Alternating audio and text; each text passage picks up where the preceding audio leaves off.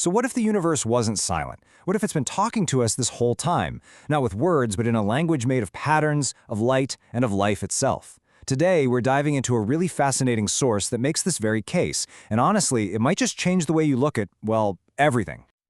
Our guide for this whole exploration comes from the source material, Whispers of the Infinite. Now, the narrator isn't some stuffy academic. Nope, he's Zoran, and he's a dragon. And believe me, his lessons are about as real as the fire he breathes. And Zoran sets the tone right away, doesn't he? When he says, metaphors bite, he's basically warning us that these cosmic lessons we're about to learn, they're not just some abstract, philosophical ideas. No, they are real, tangible forces with very real consequences. They have teeth. So, what's Zoran's big lesson here? It's pretty simple, actually. The universe is constantly communicating. It's not just a bunch of random stuff happening. It's a structured, coherent message. The real challenge, he says, isn't to make it speak. It's for us to learn how to listen.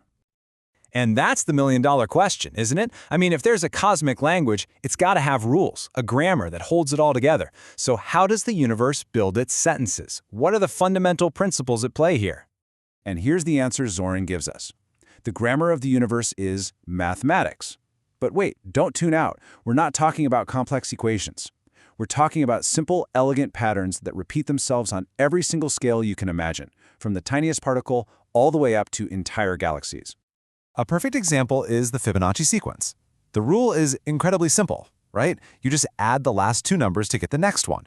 It's a basic pattern of addition. You could almost call it an algorithm for growth. But as you're about to see, where this simple rule shows up is just staggering. And here is where your mind just gets blown. That simple sequence, that little growth algorithm, is basically nature's blueprint.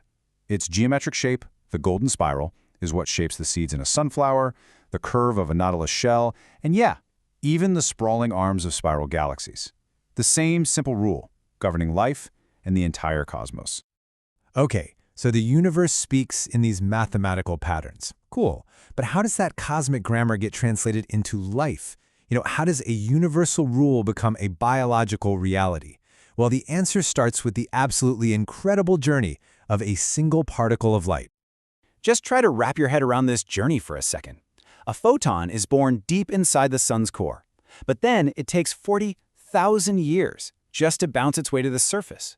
And then, in just 8 minutes, it zips across 93 million miles of empty space to get to Earth. Think about that. 40 millennia of struggle, followed by an 8-minute sprint.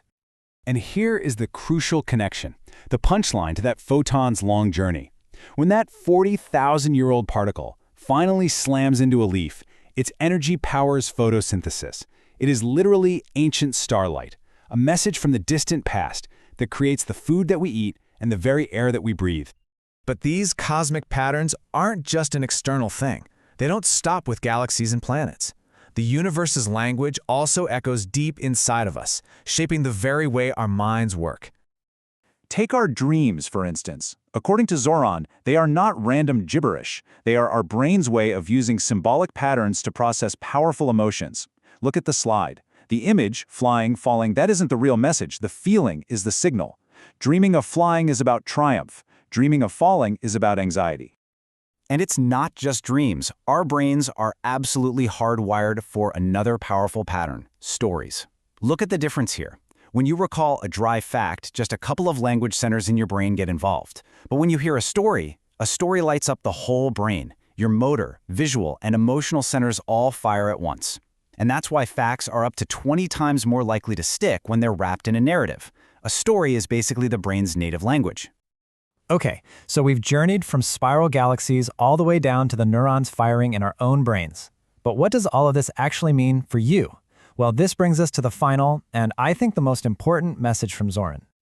Just look at the origin of the word individual. It comes from the Latin for indivisible. Now that doesn't mean separate.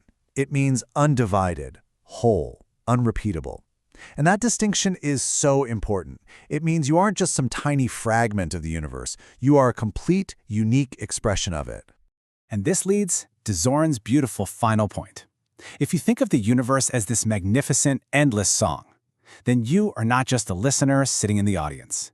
Your life, your thoughts, your unique perspective, that is your verse. And a verse doesn't just repeat the chorus, does it? It adds new meaning. It moves the entire song forward. So, the ultimate question Zoran leaves us with is this. The universe is singing. The patterns are all around us and inside of us. You have a unique, unrepeatable part to play in all of this. So, what verse will you write?